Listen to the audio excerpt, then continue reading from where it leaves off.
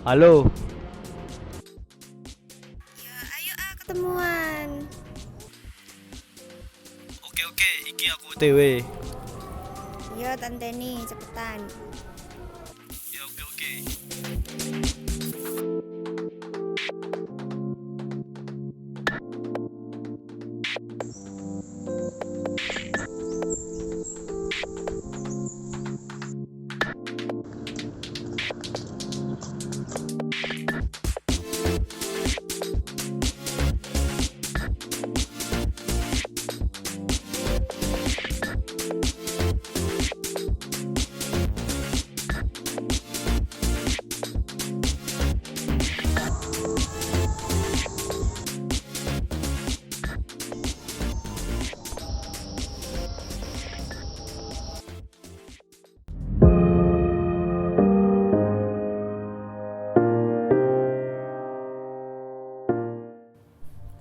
Di dalam pembuatan video atau film, ada istilah bernama shot size.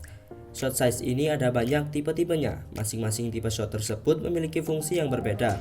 Hal ini disesuaikan dengan isi pesan yang ingin disampaikan melalui bahasa visual.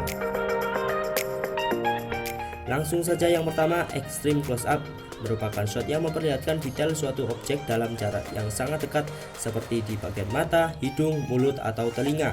Biasanya digunakan untuk menunjukkan aktivitas penting kepada penonton. Yang kedua ada big close up. Teknik pengambilan gambar ini biasanya dari dagu hingga kening. Tipe shot ini dapat menunjukkan ekspresi wajah seseorang yang sedang menangis, takut, terharu, tertawa, dan lain-lain. Yang ketiga adalah close up. Shot ini menampilkan bagian detail dari wajah yang diambil dari bahu sampai atas kepala, menyisakan headroom. Pengambilan gambar ini biasanya menampilkan identifikasi psikologi sebuah karakter yang memerlukan perkuatan rincian detail berbagai aksi. Selanjutnya ada medium close up. Teknik ini diambil dari dada hingga atas kepala, fungsinya untuk mempertegas karakter dan ekspresi. Kemudian kita beralih ke medium shot. Shot ini menampilkan bagian lutut sampai kepala subjek dan digunakan untuk mempertegak gerak-gerik si subjeknya. Yang keenam ada medium long shot, yang menampilkan keseluruhan badan dari objek secara utuh dengan komposisi background yang sedikit. Shot ini biasa digunakan untuk menampilkan aktivitas yang dilakukan oleh subjek. Lanjut kita ke shot selanjutnya, yaitu long shot. Shot ini diambil dari jarak yang jauh hingga dapat menampilkan 2-3 orang dengan menampilkan seluruh badan dan area backgroundnya sempit. Kedelapan ada very long shot. Very long shot adalah pengambilan gambar yang akan menampilkan bagian di sekitar secara luas. Sama halnya dengan extreme long shot yang akan kita bahas selanjutnya. Tapi bedanya, shot ini bagian yang diambil lebih sempit dari extreme long shot. Lalu ada extreme long shot. Shot ini menampilkan bagian di sekitar secara luas dan subjek biasanya tidak begitu jelas.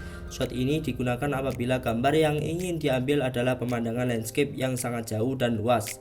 Nah, selain shot-shot yang tadi, juga ada tambahan lagi, yaitu cut in. Shot ini menampilkan bagian detail dari subjek seperti tangan, HP, buku, dan lain-lain. Ada juga nih over shoulder shot, yaitu pengambilan gambar di mana kamera berada di belakang bahu salah satu pelaku dan tampak di dalam frame, sementara subjek utama tampak menghadap kamera dengan bahu lawan. Selain shot size, dalam pembuatan video atau film juga ada kamera angle. Nah, kamera angle ini ada 5 jenis. Langsung yuk kita bahas. Yang pertama, Frog's View. Kamera diletakkan di sudut yang sangat rendah dan diarahkan ke subjek. Sesuai namanya, sudut pengambilan gambar ini seolah-olah diambil dari sudut pandang katak. Yang kedua ada Bird's View. Seperti namanya, jenis angle kamera ini meminjam perspektif burung. Dengan ini maka subjek terlihat kecil di antara latar.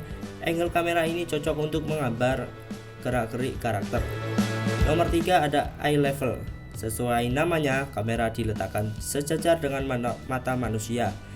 Angle yang netral yang paling sering digunakan dalam film. Dengan ini penonton akan merasa berada di tempat yang sama dengan karakter. Kemudian high angle. Kamera ini menangkap subjek dari sudut yang lebih tinggi dengan alat bantu tripod, tangga, atau crane. Maka penonton akan merasa lebih dominan daripada subjek di dalam layar. Sebaliknya, subjek akan terlihat kecil, lemah, dan tak berdaya. Terakhir, ada low angle. Kebalikan dari high angle, Jenis sudut ini memotret dari bawah. Kamera diletakkan di bawah subjek, efek yang dihasilkan pun berkebalikan dengan high angle. Dengan sudut ini, maka subjek akan terlihat besar, dominan, dan berkuasa.